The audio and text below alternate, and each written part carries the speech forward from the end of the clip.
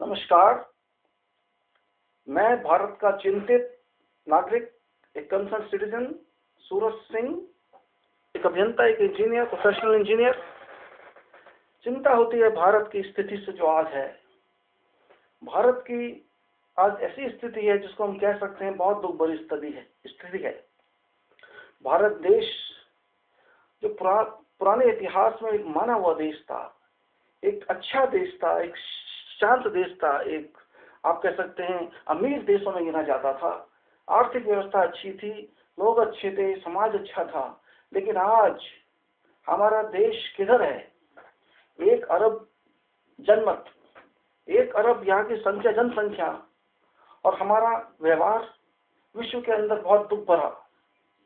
आज हमारे खास तरह से 2 विशेष ऐसे मुद्दे, जैसे आप कह सकते हैं, 2 ऐसे विषय जिसको हम, एक को भ्रष्टाचार कहते हैं, मतलब करप्शन से है, दूसरा टेररिज्म से, आतंकवाद से है। मैं आज आपसे इन दोनों के बारे में बहुत छोटे रूप से डिस्कशन चाहता हूं, विवरण चाहता हूं। भ्रष्टाचार जो इस देश की जड़ों में समाता जा रहा है। 1947 में हमने स्वतंत्रता तो प्राप्त की, लेकिन स्वतंत्रता सिर्फ शारीरिक रूप से प्राप्त की।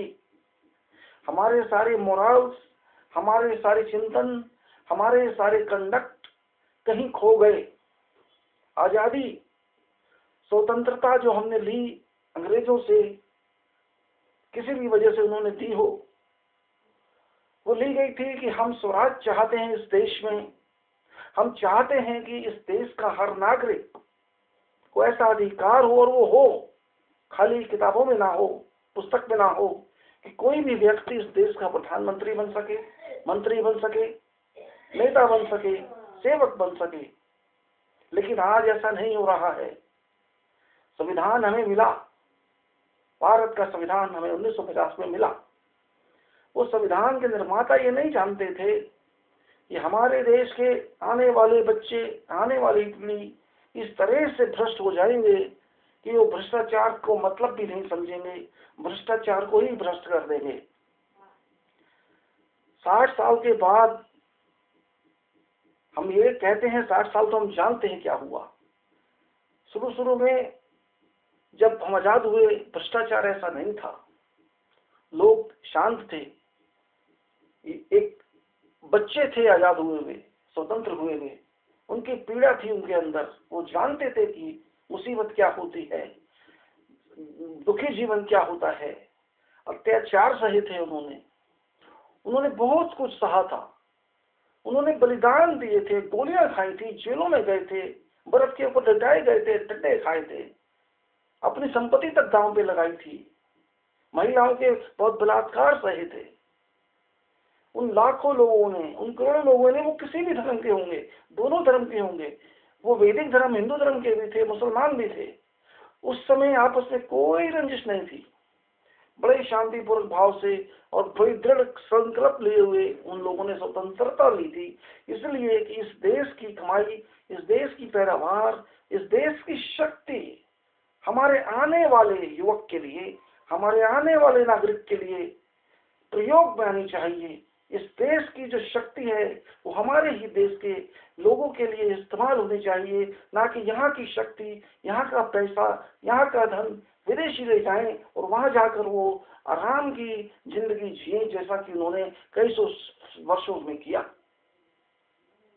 हम पढ़े लिखे नहीं थे, बहुत कम थे, क्योंकि हमें पढ़ाई लिखाई दी नहीं जाती थी। स्कूल नहीं थे, विश्वविद्यालय नहीं थे, कॉलेजेस नहीं थे, किसी को पढ़ने का अधिकार नहीं था। मुश्किल से 1-2% लोग ही पढ़ पाते थे, जिनकी या तो पीछे से अप्रोच या बैक होती थी या पैसा होता था, वो भी वकालत पढ़ते थे। असली पढ़ाई, ज्ञान, विज्ञान, दूसरी पढ़ाइयाँ तो बिल्कुल ही ध्वस्त हो गई थी। इंग्लिश हमारे सर पर बैठ गई थी, उर्दू पीछे बैठी हुई थी, और ये समय हम निकालते गए। हमने सोचा था इस देश का भविष्य स्वराज का होगा, इस देश का भविष्य न्याय का होगा, इस देश का भविष्य सामाजिक न्याय का होगा, आर्थिक न्याय का होगा। हर व्यक्ति को इस देश में अधिकार होगा, रियल अधिकार, वास्तविक अधिकार, पूरी की पूरी जनता एक तरह का राजा होगी, लेकिन वास्तव में ऐसा नहीं है। ऐसा लगता है कि हमारे देश के जो स्वाधीन कॉन्स्टिट्यूशन के संविधान के निर्माता थे, शायद उनकी दृष्टि पूरे नहीं थी, उनकी दृष्टि शायद उसी वक्त की थी, उसी समय की थी जब वो ये संविधान को बना रहे थे। वो नहीं जानते थे कि आज से 60 साल वर्ष बाद या 100 साल वर्ष बाद क्या होने वाला है। क्या हमारे देश की संस्कृति सत्यता पर चलेगी? सत्य में जयते तो कहा जाता है, लेकिन सत्य की जय तो कहीं भी नहीं है, झूठ की जय है। झूठ जयते चल रहा है तभी से। आज कितने लोग सच बोलते हैं, कितने लोग झूठ बोलते हैं, ये बताने की आवश्यकता मुझको नहीं है, क्योंकि झूठ बोल के तो जिया भी, सच बोल के तो जिया भी नहीं जा सकता है, कमाया भी नहीं जा सकता है, आप खाना भी नहीं खा सकते हैं। वास्तविकता तो यही है। झूठ का तो राज है, नीचे से लेके ऊपर तक और ऊपर से लेके नीचे तक, राष्ट्रीय लेवल पे या अंतर्राष्ट्रीय लेवल पे सब जगह झूठ का बोलबाला है। भ्रष्टाचार झूठ का पापा है, पता है। आज जो भारत का व्यक्ति है, एक सामान्य नागरिक, उसको खाना नहीं नसीब है, उसकी किस्मत में सुबह खाता है, शाम का पता नहीं, पानी अच्छा पीने को नहीं। हजारों लाखों गांव हमारे देश के बिना पानी है आज भी। पूरी की पूरी हेल्थ सर्विसेज नहीं है, उनके स्वास्थ्य अच्छा रखने का नहीं है, बीमारियों का कोई आंसर नहीं है, कोई इलाज नहीं है। आज की स्थिति ऐसी है कि सिर्फ हमारे देश के 550 व्यक्ति या 250 राज्यसभा के व्यक्ति, हमने उनको अधिकार दिए हैं क्योंकि संविधान में ऐसा है। उस समय जब संविधान बनाया गया था, उन्होंने ये सोचकर इतना दिया था कि ये लोग सत्यता आधारित पर सच्चे मन से, दृढ़ संकल्प से इस देश की सेवा करेंगे और इस देश की पब्लिक को, इस देश की जनता को, इस देश की प्रजा को सहायता करेंगे और देश को आगे ले जाएंगे। लेकिन क्या ऐसा हो रहा है? क्या उनकी कल्पना पर पानी नहीं फिर गया है? आज जो 550 हमारे सांसद लोकसभा में बैठे हैं या 250 से ज्यादा सांसद राज्यसभा में बैठे हैं, क्या वे सत्यता पर आधारित कार्य कर रहे हैं? क्या वो देश के बारे में सोच रहे हैं? वो कहाँ सोचते हैं? उनके चुनाव में, एक एक के चुनाव में करोड़ों रुपया लगता है। क्या एक सांसद करोड़ रुपया कर सकता है? क्या इलेक्शन कमीशन, हमारा चुनाव का नियम, चुनाव आयोग इस बात की परमिशन देता है?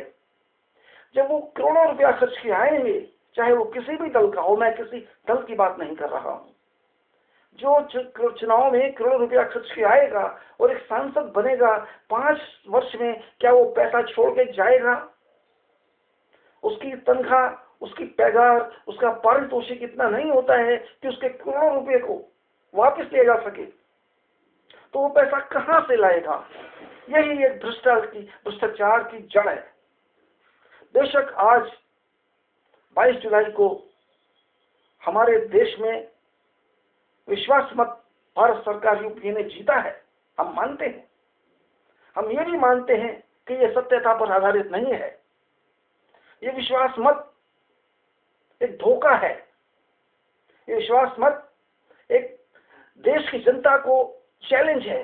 बेशक हमारे देश की जनता इसको मान ले, लेकिन हम सब जानते हैं कि कितने एमपीओ ने कितने कितने करोड़ रुपए रिश्वत के तौर पे पर्दे के पीछे लिए हैं। ये सबको मालूम है। हम कहते थे हमारा प्रधानमंत्री बहुत ईमानदार है, इंटेग्रिटी का व्यक्ति है, लेकिन आज ये बात समाप्त हो गई है। प्रश्न इस चीज का नहीं है कि न्यूक्लियर डील की जाएगी। न्यूक्लियर डील के मतलब नहीं है न्यूक्लियर डील देश के लिए अच्छी है या बुरी है, मैं इस बात को नहीं कह रहा हूं। न्यूक्लियर डील चले, हमारा देश आगे जाए, बहुत अच्छी बात है, परंतु ऐसा नहीं है। अब क्या कह सकते हैं इस बारे में? न्यूक्लियर डील अच्छी बात है, लेकिन जो प्रश्न था, क्या ये न्यूक्लियर डील संवैधानिक आधार पर है? क्या ये न्यूक्लियर डील हमारी सोवरेन स्टेटस पर है? ये चीज देखना बहुत आवश्यक था, लेकिन ऐसा